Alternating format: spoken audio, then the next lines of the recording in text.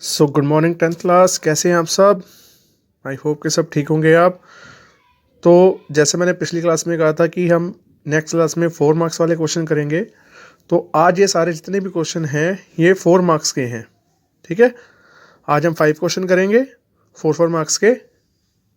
ठीक है, तो इन क्वेश्चंस को आपने अच्छी तरह से देखना है, समझना है। ठीक है, तो जो स्टूडेंट्स में फर्स्ट क्वेश्चन है वो है, एक समकोण त्रिभुज की ऊंचाई इसके आधार से 7 सेंटीमीटर कम है। यदि कर्ण 13 सेंटीमीटर हो तो अन्य भुजाएं ज्ञात कीजिए।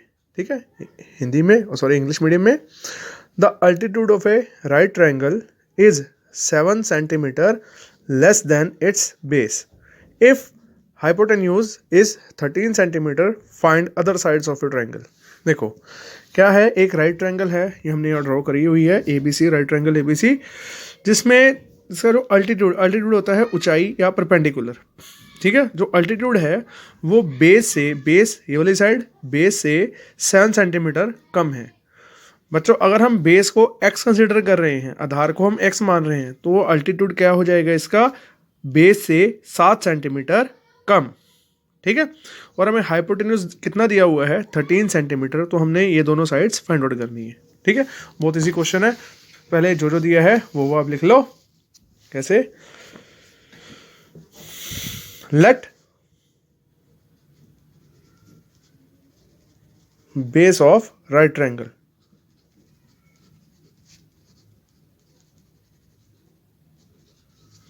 माना समकोण त्रिभुज का आधार,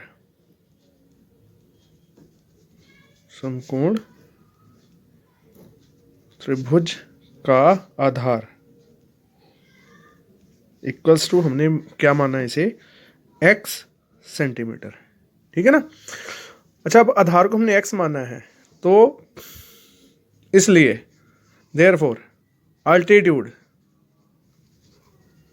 अल्टीट्यूड हमारा क्या बन जाएगा, अल्टीट्यूड मतलब ऊंचाई हमारी क्या बन जाएगी, क्या बनेगी, आधार से 7 सेंटीमीटर कम, मतलब 7 सेंटीमीटर लेस देन बेस, मतलब x माइनस 7, ये इसकी बन जाएगी ऊंचाई सेंटीमीटर। और हमें जो गिवन साइड है वो क्या है, हाइपोटेन्यूज हमें कितना गिवन है, 13, तो अब यहाँ लिख दोगे। नाउ हाइपोटेन्यूज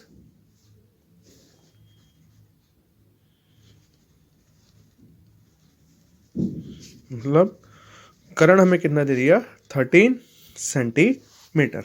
ठीक है ना। अब देखो, अब इसमें हम पाइथागोरस यूज करेंगे क्योंकि राइट ट्रायंगल है। ठीक है ना, लिखोगे बाय या इन राइट ट्रायंगल, जो भी आपने नाम दिया हो, ABC, आप कुछ भी नाम दे सकते हो।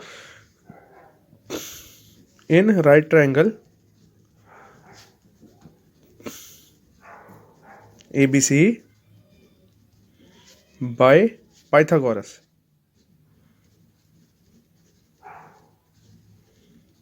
ठीक है, समकोण त्रिभुज ABC में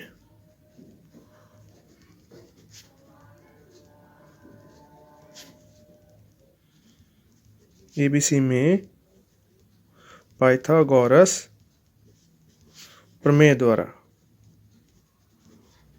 अच्छा, पाइथागोरस प्रमेय क्या होता है हमारा, b square plus p square equal to h square, मतलब जो बेस का आधार का वर्ग होता है प्लस जो ऊंचाई का मतलब लंब का वर्ग होता है, वो किसके बराबर होता है, कर्ण के वर्ग के बराबर, हाइपोटेन्यूज के बराबर। तो अब इनकी वैल्यू रखते जाओ। b फॉर बेस हमारा कितना है, हमने क्या माना था, आधार मतलब बेस क्या माना था हमने, x सेंटीमीटर, तो b की जगह पे क्या आ जाएगा, ये आ जाएगा x स्क्वायर प्लस अल्टीट्यूड ऊंचाई कितनी थी, x माइनस 7, बेस से 7 सेंटीमीटर कम, मतलब यहाँ पर क्या आ जाएगा, x minus 7 square equals to h कितना है हमारा, हाइपोटेन्यूज, कर्ण कितना आ गया, 13, यहाँ पे लिखेंगे 13 का स्क्वायर। ठीक है ना, क्लियर है। अब यहाँ से अगले स्टेप में क्या होगा, देखो ये x square as it is plus यहाँ फॉर्मूला लग जाएगा a minus B whole square. ठीक है ना, कौन सा फॉर्मूला लगेगा यहाँ पर, a माइनस बी का होल स्क्वायर। क्या फॉर्मूला है ये, a माइनस बी का whole square, a minus B का होल स्क्वायर, फॉर्मूला क्या आ जाएगा, ये a square plus b square minus 2ab। ठीक है ना, ये फॉर्मूला लग गया। और ये फॉर्मूला हम कहाँ अप्लाई करेंगे, यहाँ अप्लाई करेंगे, मतलब ये एक्स स्क्वायर तो एज इट इज यहाँ पर हमने लिख दिया। अब यहाँ पर फॉर्मूला अप्लाई होगा कौन सा, a minus B whole square, मतलब a square plus B square minus 2ab equals to 13 का स्क्वायर कितना होता है स्टूडेंट्स, 169। ठीक है ना। अब देखो यहाँ पर x square plus x square कितने हो गए, 2x स्क्वायर प्लस 7 का स्क्वायर कितना हो गया 49 माइनस 7 2 ज़ा 14 और साथ में x। अब ये यहाँ पर प्लस का इधर की क्या होगा माइनस इक्वल टू 0, क्योंकि हम इसे इधर ले आए, इधर क्या रह गया, जब ये भी इधर आ गया तो उधर कुछ नहीं बचा और क्या बचा इक्वल्स टू 0। ठीक है ना। अब देखिए यहाँ पर क्या हुआ 2x square plus 2x square, और यहाँ पर x स्क्वायर के बाहर कौन सी टर्म आएगी, x वाली क्या है माइनस 14x। अब आगे क्या आ गया प्लस 49 माइनस 169 इक्वल टू 0। ठीक है ना। आगे क्या हुआ 2x square minus 14x minus 120 equal to 0। ठीक है ना। देखो यहाँ पर 2 है, यहाँ 14 है, यहाँ पर 120 है, तीनों इवन नंबर्स हैं और ये 2 से डिविजिबल है, तो आप 2 कॉमन ले सकते हो इनमें से। जैसे 2 कॉमन लिया क्या बचा X square minus 7x minus 60 equals to 0। ये क्लियर है। अच्छा अब क्या होगा X square minus 7x minus 60 equal to 0। अब क्या कहोगे आप सर ये 2 कहाँ गया, तो जो 2 का ऐसा है देखो 2 इधर मल्टीप्लाई कर रहा है, जब ये इक्वल टू के उधर जाएगा तो ये क्या करेगा 0 के अपॉन में जाएगा, 0/2 इक्वल्स टू 0। तो हमें ये शो करने की कोई ज़रूरत है ही नहीं। ठीक है, तो हमने इसको डायरेक्ट क्या लिख दिया X square minus 7x equals to X square minus 7x minus 60 equal to 0। ठीक है। अब ये स्टूडेंट्स हमारे क्वाड्रेटिक फॉर्म में बन गई है। ठीक है ना। क्वाड्रेटिक फॉर्म में अब हमने मिडल टर्म को स्प्लिट करना है, मतलब ऐसे फैक्टर बनाने हैं कि जिन्हें माइनस करने पर 7 आए और मल्टीप्लाई करने पर 60 आए। ठीक है ना। अच्छा अब हमें कैसे पता चलेगा कि माइनस करने पर ही 7 आना चाहिए, वो हमें बताएगा लास्ट टर्म। हमारी क्वाड्रेटिक की इक्वेशन की जनरल फॉर्म टर्म क्या होती है, ax square plus bx plus c equal to 0, यही होता है ना। अगर जो हमारा जो लास्ट वाले टर्म माइनस की है, इट मीन्स अगर हमारा c माइनस का है, तो फैक्टर हमेशा बनते हैं माइनस करने पर, फैक्टर बनते हैं हमेशा सब्ट्रैक्ट करने पर। सब्ट्रैक्ट करने पर मिडल टर्म आनी चाहिए और मल्टीप्लाई करने पर ये लास्ट टर्म आना चाहिए। ठीक है ना। तो करते हैं ऐसे फैक्टर 60 के क्या बनेंगे, देखो आप करके देखो ऐसे 230 215 3 5 और 5 1 ज़ा 5 है ना। देखो 2 2 ज़ा 4 4 3 ज़ा 12 2 2 ज़ा 4 4 3 ज़ा 12 और 5, ये हमारे बन गए फैक्टर। किसके बने, क्योंकि 12 में से आप 5 को माइनस करोगे, 12 माइनस 5 कितना आएगा 7, और 12 को 5 से मल्टीप्लाई करोगे कितना आ जाएगा 60, है ना। और यही हमारे क्वेश्चन की रिक्वायरमेंट है। ठीक है ना। फैक्टर माइनस करने पर ही बनेंगे, ये हमें कौन बताएगा, ये बताएगा जो लास्ट टर्म है। लास्ट टर्म अगर माइनस है तो फैक्टर बनेंगे माइनस करने पर। ठीक है। तो फैक्टर हमने क्या बनाए X square 12x and 5x minus 60 equal to 0। अब आप हैरान हो गए सर आपने साइन नहीं लगाई बीच में, वो इसलिए नहीं लगाई क्योंकि हमें क्या पता लगेगा कि किसके साथ माइनस आएगा किसके साथ प्लस आएगा। ठीक है स्टूडेंट, हमें कैसे पता लगेगा कि यहाँ पर साइन कौन सा आएगा, माइनस का आएगा प्लस का आएगा, ये हमें बताएगा जो बीच वाले मिडिल टर्म के साथ जो साइन है। ठीक है ना। मिडिल टर्म के साथ साइन जो होगा वही ग्रेटर वैल्यू के साथ आएगा। जैसे 12 और 5 में से बड़ा कौन है, 12 बड़ा है ना, तो 12 होगा माइनस का और 5 होगा प्लस का। ठीक है ना, क्लियर है। अगर एंड में माइनस हो, फिर से बता रहा हूँ मैं, अगर एंड में लास्ट हमारे माइनस की है तो फैक्टर हमेशा माइनस करने पर बनेंगे। ठीक है। और कैसे बनेंगे कि माइनस करने पर मिडल टर्म आए और मल्टीप्लाई करने पर लास्ट टर्म आए। तो हमने फैक्टर कर लिए 12 और 5। ठीक है ना। बट अब हमें ये कन्फ्यूज़न होगी कि 12 के साथ हम साइन कौन सा लगाएं, तो कौन सा साइन आएगा जो मिडल टर्म के साथ जो साइन है ना, यहाँ पर जैसे मिडल टर्म 7 है, 7 के साथ साइन कौन सा माइनस का, वो इन दोनों में से बड़े फैक्टर के साथ आएगा। जैसे जैसे 12 और 5 में से बड़ा 12 है तो 5 के साथ माइनस आएगा, 12 के साथ माइनस आएगा और 5 के साथ प्लस आएगा। ठीक है। अब आगे देखो, अब यहाँ पर स्टूडेंट हमारे पास 4 टर्म्स हैं, तो इनको हम 2 टर्म्स में डिवाइड कर लेते हैं। ठीक है ना। अब देखो, अब इन दोनों टर्म में क्या कॉमन है, इनमें क्या कॉमन है, इनमें कॉमन है x, क्योंकि यहाँ पर एक्स स्क्वायर है, यहाँ पर एक्स है। जब आप यहाँ पर एक्स स्क्वायर में से एक्स कॉमन लोगे कितना बचेगा, एक्स माइनस, यहाँ पर सिर्फ एक्स ही है, वो भी बाहर कॉमन चला गया, तो क्या बच गया, ओनली एंड ओनली 12। ठीक है ना। अब प्लस, अब 5 और 60 में क्या कॉमन है, 5 कॉमन है ना। तो 5 कॉमन क्या है, यहाँ पर क्या बचा, x माइनस 5 12 ज़ा 60 इक्वल टू 0। ठीक है। अगर देखो यहाँ पर नहीं समझ आता ना, तो आप इसका बिल्कुल एक इजी सा मेथड है। जैसे आपने फर्स्ट टर्म में से कॉमन ले लिया, x माइनस 12 आ गया, बीच में साइन को, अच्छा 4 टर्म्स थी, हमने 2 में स्प्लिट कर दी, बीच में साइन कौन सा आ गया, प्लस, इस साइन को आप यहाँ लिख दोगे। और देखो पहले कॉमन लेने पर क्या आया हमारा, x माइनस 12, हमने इसी को यहाँ पर लिख देना है, और इस लास्ट को इस लास्ट से डिवाइड करा दो, मतलब 60 को आप 12 से डिवाइड कराओगे कितना आएगा, प्लस 5। ठीक है, आप ऐसे भी कर सकते हो, जैसे आपको सुटेबल लगता है वैसे कर सकते हो। अब फिर से देखो, अब यहाँ पर फिर 2 टर्म्स हैं, एक ये वाली टर्म और एक ये वाली टर्म। अब इन दोनों टर्म्स में क्या कॉमन है, यहाँ कॉमन है x माइनस 12। ठीक है ना। अब यहाँ से हमने x माइनस 12 कॉमन लिया, x माइनस 12 बाहर गया, यहाँ पर क्या रह गया, x, यहाँ से x माइनस 12 बाहर गया, यहाँ पर क्या रह गया, प्लस 5 इक्वल टू 0। ठीक है ना। अब यहाँ पर हम इक्वेट करेंगे मतलब x माइनस 12 इक्वल टू 0 और x प्लस 5 इक्वल्स टू 0। तो x, ये माइनस का 12 उधर जाके क्या होगा, प्लस का, और ये x इक्वल टू ये प्लस है, उधर जाके क्या होगा, माइनस का। But it is not possible. अच्छा, ये पॉसिबल क्यों नहीं है, क्योंकि कोई भी ट्रायंगल की साइड है वो नेगेटिव नहीं हो सकती। ठीक है ना। देयरफॉर लिखोगे अदर साइड्स आर,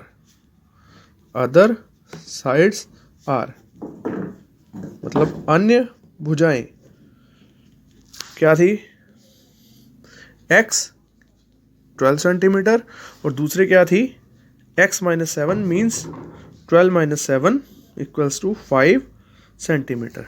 ठीक है ना। That is our answer. Clear है स्टूडेंट्स। आई होप कि ये क्वेश्चन क्लियर हो गया होगा। कोई डाउट है तो आपने वीडियो पॉज करके रिवर्स करके देखना है। ठीक है, ओके। तो गाइस, जो हमारा नेक्स्ट क्वेश्चन है वो है कि 3 अंकों वाली कितनी संख्याएं 7 से विभाज्य हैं।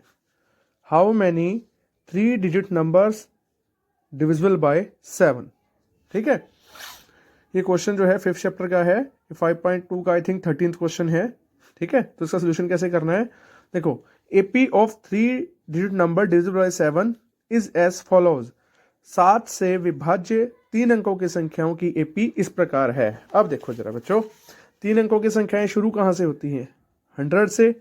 क्या 100 7 से डिवाइड होता है, देखते हैं।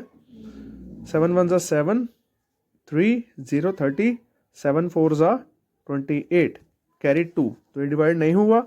इसी तरह से 101 को करते हैं, 7 1 ज़ा 7, 3 1, 7 4 ज़ा 28, कैरी कितना आया, 3, तो ये भी नहीं होगा, है ना।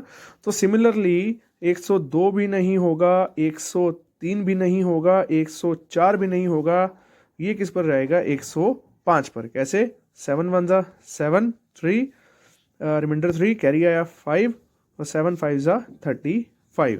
तो पहली नंबर क्या आ गया हमारा, 105। पहला नंबर क्या आ गया, 105।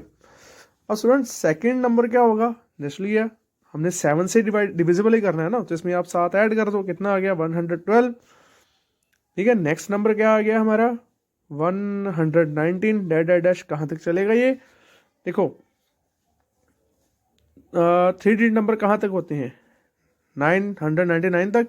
आपने 7 से डिविजिबल निकालनी है ना, तो आप 1000 में से 7 माइनस करके कितना आ गया, 993। इसमें प्लस 1 ऐड कर दो, 994।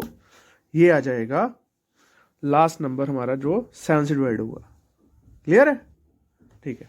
तो अब हमें लिखना कैसे है, देखो ये लाइन हमने लिखनी है ना, मतलब 7 से विभाजित 3 अंकों की संख्याओं की एपी पर इस प्रकार है। पहला नंबर क्या आ गया, 105। सेकंड नंबर क्या आ गया, 112। थर्ड नंबर क्या आ गया, 119। डैश डैश डैश कहाँ तक की चली, 999 तक, 94 तक। ठीक है, अब यहाँ से हमें क्लियर होना चाहिए कि हमारी फर्स्ट टर्म ए जो है वो क्या है 105, डी कितना है स्टूडेंट, हमने 7 से डिविजिबल ही निकालना है ना, तो डी कितना आ गया 7। आप इसे ऐसे भी कर सकते हो 112 माइनस 105, तब भी 7 ही आएगा, ठीक है ना। नंबर ऑफ टर्म्स मतलब हमने n फाइंड आउट करना है और हमारा जो an है वो क्या है 994, ठीक है ना। nth टर्म हमारी मतलब जो लास्ट टर्म है वो nth टर्म होती है वो क्या है 994, ठीक है ना।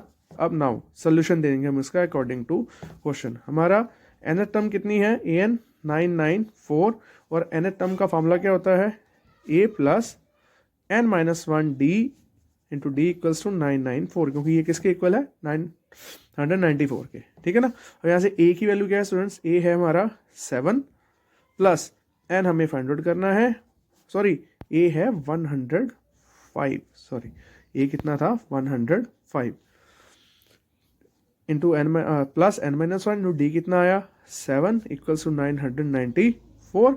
अब ये 100 यहाँ प्लस का है, उधर जाके क्या होगा ये माइनस, तो यहाँ पे क्या करोगे n minus 1 into 7 equals to 994 minus 105, ठीक है ना।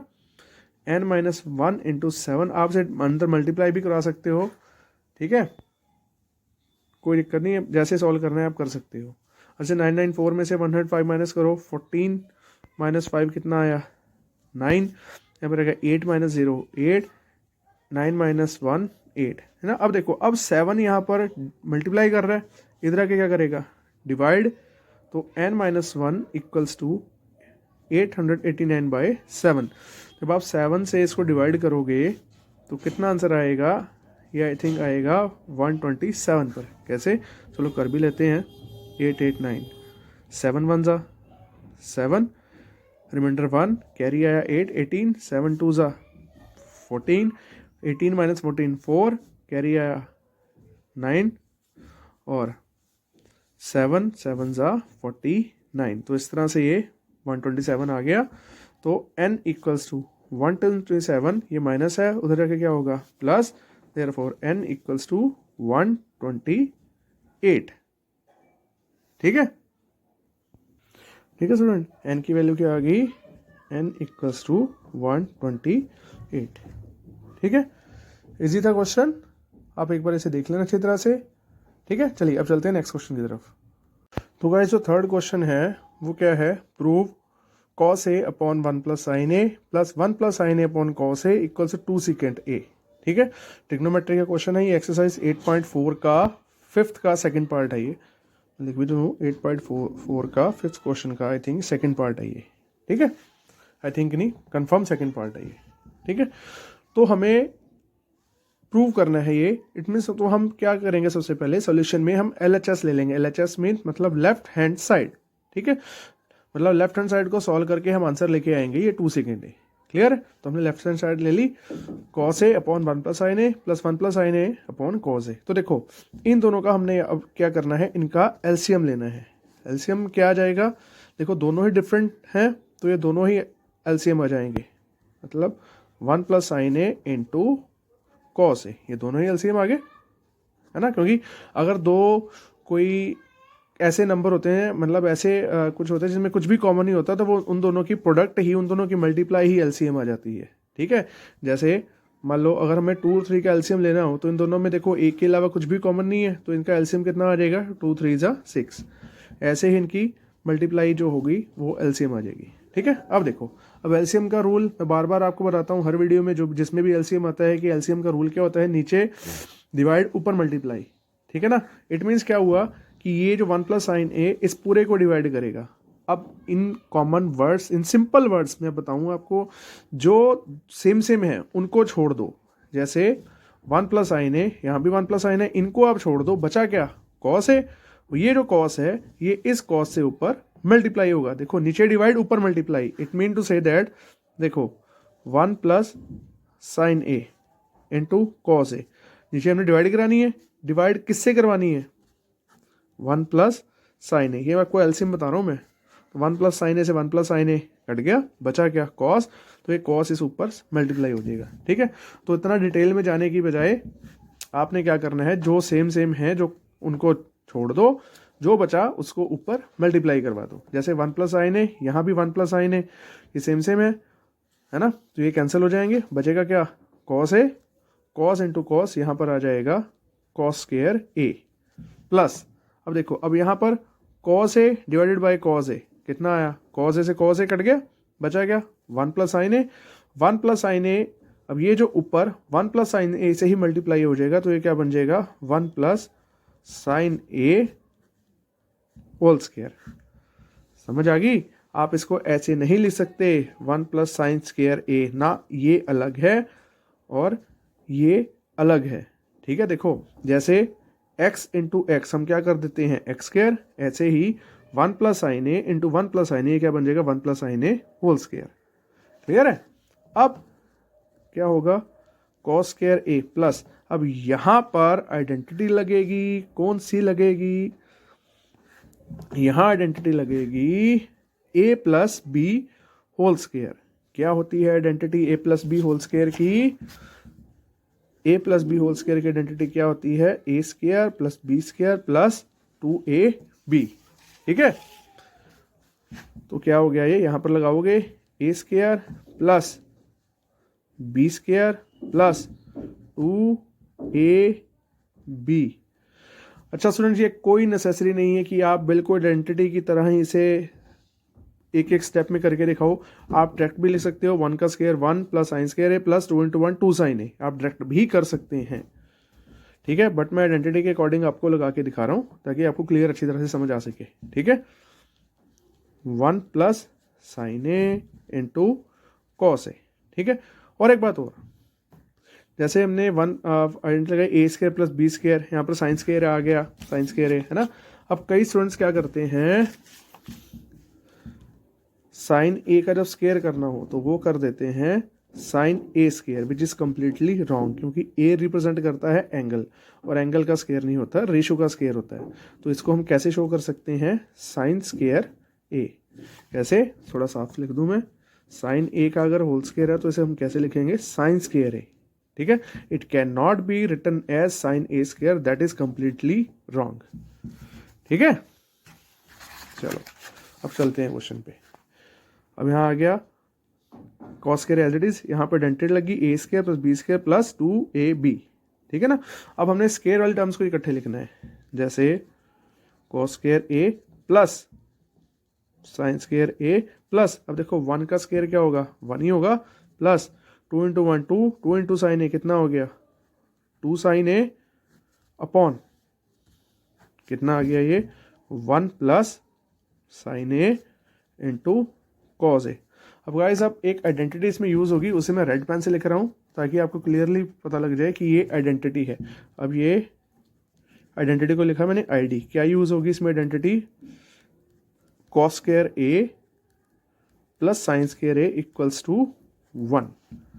ठीक है, कौन सी आइडेंटिटी यूज हुई, cos square A plus sine square A equals to 1, मतलब जहां भी, अब देखो इसमें यहाँ पर cos square A plus sine square A, तो इस पूरे की वैल्यू क्या बन जाएगी, इस पूरे की वैल्यू क्या बन जाएगी 1, तो इसकी प्लेस पर क्या आ गया यहाँ पर 1, आगे प्लस ये वाला 1 plus 2 sign a upon 1 plus sine A into cos A. Clear है? मैं फिर से बता दूं, देखो ये जो था cos square A plus sine square ए, इसकी प्लेस पर क्या आ गया 1, क्योंकि आइडेंटिटी होती है cos square A plus sine square equals to 1, तो ये बन गया 1 प्लस ये वाला 1 आया और 2 साइन ए। ठीक है, और देखो 1 प्लस 1 कितने हो गए 2 plus 2 sign a upon 1 plus sine A into cos ए। अब आप यहां से ऊपर 2 कॉमन लो, क्या बचा 1 प्लस साइन ए। ठीक है, upon 1 plus sine A into cos ए। अब गाइस यहाँ पर एक फिर आइडेंटिटी यूज होगी, पर पहले देखो 2 इंटू 1 प्लस साइन ए और नीचे भी 1 प्लस साइन ए, तो ये कैंसिल हो गया।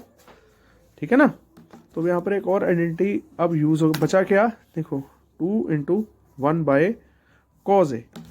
अब देखो 1 बाय कॉज ए ये किसके इक्वल होता है, सीकेंट ए। ठीक है, ये भी आइडेंटिटी है, चाहे फॉर्मूला कह सकते हो, कोई दिक्कत नहीं। ठीक है, 1/cos इक्वल्स टू किसके इक्वल होता है, सीकेंट है। तो यहाँ पर ये जो 1/cos है ये क्या बन जाएगा, ये बन जाएगा सीकेंट है, और हमारा क्या प्रूव हो जाएगा, 2 सीकेंट ए। ठीक है, हेंस प्रूफ। इजी था क्वेश्चन, बस थोड़ी सी समझने की जरूरत है, क्वेश्चन बहुत इजी है ये। ठीक है ना, अगर डाउट हो, ना समझ आए तो क्या करना है, वीडियो पॉज करनी है और रिवर्स कर करके देखना है। ठीक है, इजी है, आ जाएगा समझ। ओके, चलिए अब नेक्स्ट क्वेश्चन की तरफ। गाइस जो नेक्स्ट क्वेश्चन है वो क्या है, क्रमशः 6 सेंटीमीटर, 8 सेंटीमीटर और 10 सेंटीमीटर त्रिज्याओं वाले धातु के 3 ठोस गोलों को पिघलाकर एक बड़ा ठोस गोला बनाया जाता है। इस गोले की त्रिज्या ज्ञात करें। ठीक है ना, metallic spheres of radii 6 centimetre, 8 centimetre and 10 centimetre are melted to form a single solid sphere. Find the radius of the resulting sphere. ठीक है, देखो क्या है, इस क्वेश्चन में हमारे पास 3 स्फेयर्स हैं, मतलब ये पहला, ये दूसरा, ये तीसरा। ठीक है ना, एक की रेडियस इसमें से 6 सेंटीमीटर, एक की रेडियस है आर और एक की रेडियस है 10। इन तीनों को मेल्ट करके, मतलब कंबाइन करके एक अलग ही स्फेयर बनाया जाता है जिसकी हमें रेडियस फाइंड आउट करनी है। ठीक है ना, हमने क्या कंसिडर करना है, हमें इन सबकी रेडियस क्या शो करनी है, R1, R2 एंड R3, और जिसकी रेडियस हमने फाइंड आउट करनी है उसको हमने रेडियस मान लेना है R कैपिटल। ठीक है ना, देखो नेचुरली अब इन तीनों को मेल्ट करके एक ही बनाया गया है ना, तो इन तीनों का जो कंबाइन वॉल्यूम होगा वो इसके वॉल्यूम के इक्वल होगा। ठीक है ना, अगर इन तीनों को पिघलाकर ये बनाया गया है तो इन तीनों का आयतन किसके इक्वल होगा, इस अकेले के आयतन के इक्वल होगा। तो क्वेश्चन में क्या होगा, हम इन तीनों का वॉल्यूम ऐड करेंगे और इसके इक्वल रखेंगे, इसके इक्वल, तो हमारा आंसर आ जाएगा। ठीक है ना, तो सबसे पहले हमने लिखना कैसे है, यहां पे लिखोगे radii of spheres, radii of spheres मतलब गोलों की त्रिज्याएं, गोलों की त्रिज्याएं क्या क्या दी हुई हैं, हमने पहले को कंसिडर किया, R1 6 सेंटीमीटर, R2 8 सेंटीमीटर और R3 10 सेंटीमीटर। ठीक है ना, let R be the radius of resulting sphere. Resulting की जगह पे आप रिक्वायर्ड भी कर सकते हो, कोई दिक्कत नहीं। ठीक है ना, माना अभिष्ट, अभिष्ट मतलब जो हमें चाहिए होता है, रिक्वायर्ड, गोले की त्रिज्या बराबर R। ठीक है ना, और देखो अकॉर्डिंग टू क्वेश्चन क्या होगा, क्या होगा कि मतलब इन तीनों जो स्फेयर हैं, तीनों गोलों का आयतन किसके इक्वल होगा, इस अकेले के आयतन के बराबर होगा, है ना। मतलब आप तीनों के वॉल्यूम्स को ऐड कर दोगे तो इसका वॉल्यूम आ जाएगा, है ना। तो अब वॉल्यूम ऑफ स्फेयर क्या होता है, 4/3 पाई R क्यूब, यही होता है ना। बट यहाँ पे रेडियस क्या है पहली, R1, तो हम यहाँ पे लिखेंगे R1 प्लस दूसरे का वॉल्यूम क्या आ जाएगा, 4/3 पाई R2 क्यूब, प्लस तीसरे का वॉल्यूम क्या आ जाएगा, 4/3 पाई R3 क्यूब, इक्वल्स टू, अब ये क्या बन जाएगा, 4/3 पाई R क्यूब। समझ आ गई, क्योंकि इसके रेडियस को हमने R कंसिडर किया है। अब यहाँ से आप 4/3 पाई कॉमन लोगे, ये क्या बच जाएगा, R1 cube plus R2 cube plus R3 cube equals to 4/3 pi R cube. ठीक है ना, अब 4/3 पाई से 4/3 पाई कैंसिल हो गया। अब R1 क्यूब, और बच क्या गया, R1 cube plus R2 cube plus R3 cube equals to R cube, यही बच गया ना। तो इट मीन्स R1 कितना हो गया, 6 cube plus R2 8 cube plus R3 10 cube, ये कितना हो गया, R क्यूब। अब 6 का क्यूब 216, 8 का क्यूब 512 प्लस 10 का cube 1000 equals to R cube. जब आप इन सबको ऐड करोगे तो R क्यूब कितना आ जाएगा, 1728। ठीक है ना, तो आर इक्वल्स टू, ये किसका, R cube equals to 12 cube, therefore R कितनी आ जाएगी 12 सेंटीमीटर। ठीक है, मुझे क्योंकि जो 1728 का जो क्यूब रूट होता है वो 12 होता है। वो कैसे होता है, आप इसको ऐसे करके देख सकते हो। ठीक है ना, देखो 2 8 16 कैरी 1, 2 6 12, 2 4 8। अब 2 फिर 2 से डिवाइड करोगे, 2 1 2, नहीं 2 2 4, 2 1 2 और 2 6 12, फिर 2 आ गया 108, फिर 2 पे इसे डिवाइड करोगे 54, फिर 2 पे डिवाइड करोगे 27, फिर 3 पे करोगे 3 9 27, 3 3 9 एंड 3 1 3, है ना। क्यूब रूट में स्टूडेंट हमने कितने पेयर बनाने होते हैं, हमने 3 3 के पेयर बनाने होते हैं। कैसे, ये फर्स्ट पेयर, ये सेकंड पेयर और ये थर्ड पेयर, पेयर बन गए। 3 3 के पेयर में से क्यूब रूट का पता है ना, 3 3 के पेयर बना के एक एक हमने लेना होता है बाहर। जैसे 2 का ट्रिपलेट बन गया तो यहाँ से एक कंसिडर करते हैं इसे, फिर अगेन 2 का ट्रिपलेट बन गया, फिर इसे कंसिडर करते हैं एक, फिर से 3 का ट्रिपलेट बन गया, अब यहाँ से 3 हम ले लेंगे तो कितना बन जाएगा 2 2 4, 4 3 12। ठीक है ना, तो आप मतलब ऐसे हमने 1728 का क्यूब रूट निकाला। ठीक है, तो इसको हमने क्या लिखा 12 cube, therefore R equals to 12। ठीक है, ये हमारा आ गया आंसर। ठीक है, आई होप कि ये क्वेश्चन क्लियर हो गया होगा, इजी था। तो चलिए अब लास्ट क्वेश्चन की तरफ चलते हैं। तो गाइस आज का लास्ट क्वेश्चन, यदि if 3 cot a equals to 4, जांच कीजिए और वेरीफाई कि 1 minus tan square a upon 1 plus tan square a equals to cos square a minus sine square a. ठीक है ना, 8.1 का आई थिंक 8 क्वेश्चन है।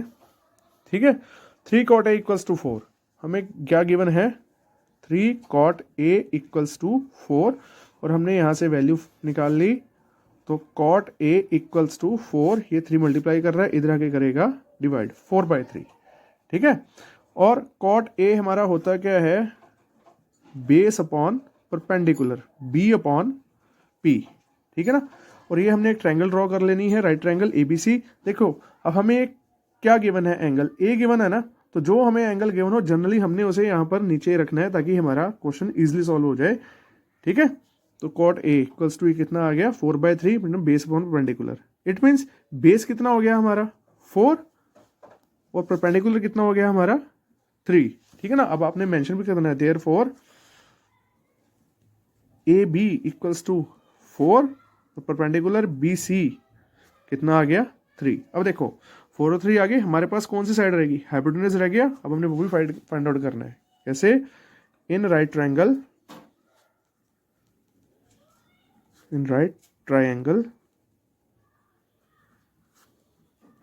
ABC बाय पाइथागोरस, समकोण त्रिभुज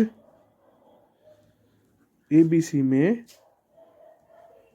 पाइथागोरस प्रमेय द्वारा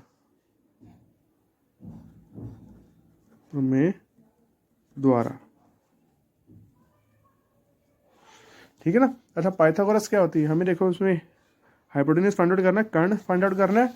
तो इसके लिए क्या होता है, तो h equals to √b² plus p²। ठीक है ना, अब h हमारी कौन सी साइड रिप्रेजेंट कर रही है, AC। तो यहाँ पर क्या आप लिखेंगे, AC इक्वल्स टू बेस का रिप्रेजेंट कर रहा है हमारा AB, तो इस b की जगह पर लिखेंगे AB² प्लस परपेंडिकुलर क्या रिप्रेजेंट कर रहा है हमारा BC, तो इस p की जगह पर आ जाएगा BC²।